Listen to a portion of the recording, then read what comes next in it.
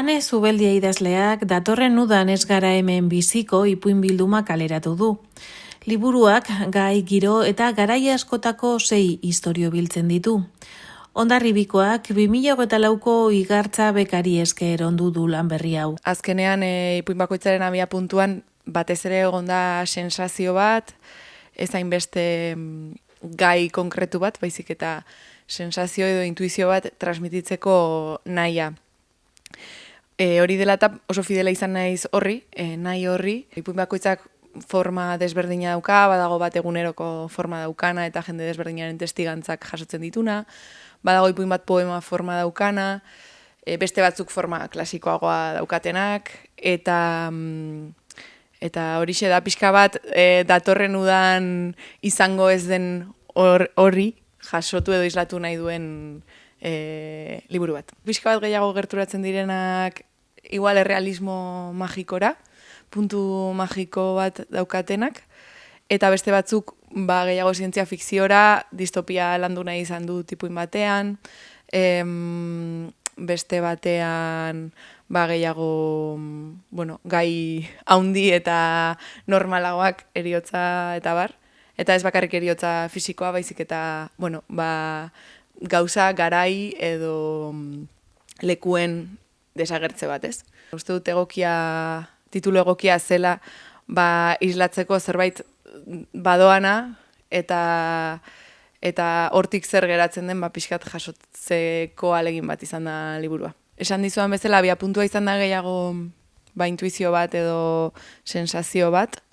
Orduan saiatu naiz diskursotik nahiko aldentzen, ipuin bakoitzak kokatuta dago bere garaian eta irakurleak uste dut jakingo duela ze garai, ze adin eta pixka bat non mugitzen diren personaiak, baina horrek ez dauka protagonismo handirik. Adibidez, lehenengo ipuina kokatuta dago 40ko hamarkadan, Burgoseko herri txiki batean, baina adibidez, gerraren trasfondo horrek ez dauka pixu esplizitu asko badauka, pixu implizitu bat, baina saiatu naiz, hori, garaiak dakarrena personaien bitartez transmititzen eta ez hainbeste diskursiboki narratzailearen bitartez. Detaile sensorial askotan arreta jartzen saiatu naiz, irakurleari pixka bat hortik iristeko, personajek zer usaintzen duten, zer ukitzen duten, nola sentitzen duten beraien gorputza momentu horretan,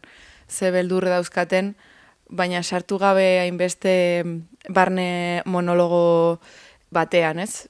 Kenduta ipuin bat, badagola agian barne monologo gehiago edo personajearen gogoeta gehiago. Garai oso desberdinetan kokatutako ipuinak dira, lehenengoa adibidez 40ko hamarkadan, gero gaur egun, duela 20 urte izan zitekeen garai bat, eta etorkizunean ere bai.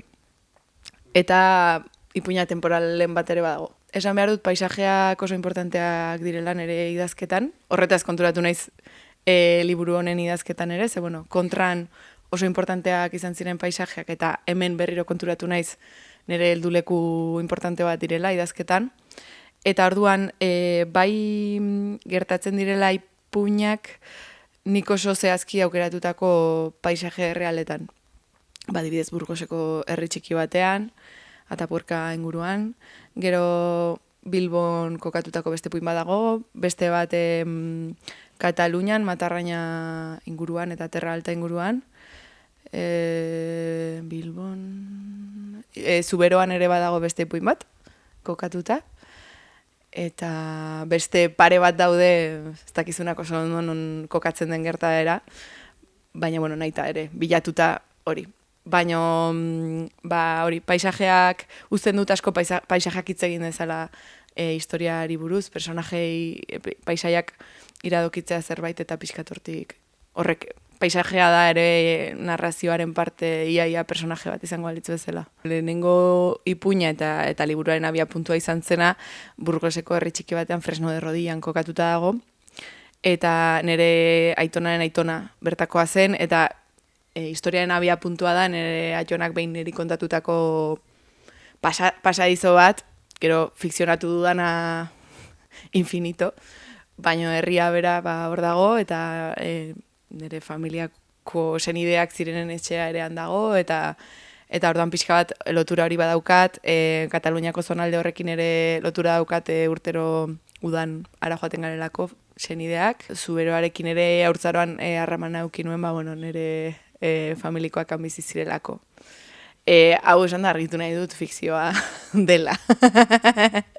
Bai, ez dago, literaturak beti dauka realidadetik eta beti fikziotik, baina egia da kapa magiko edo zientzia fikziozko kapa hori izan dela modu bat ere bai, pixka bat aldentzeko realismotik eta eguneroko realidadetik ez.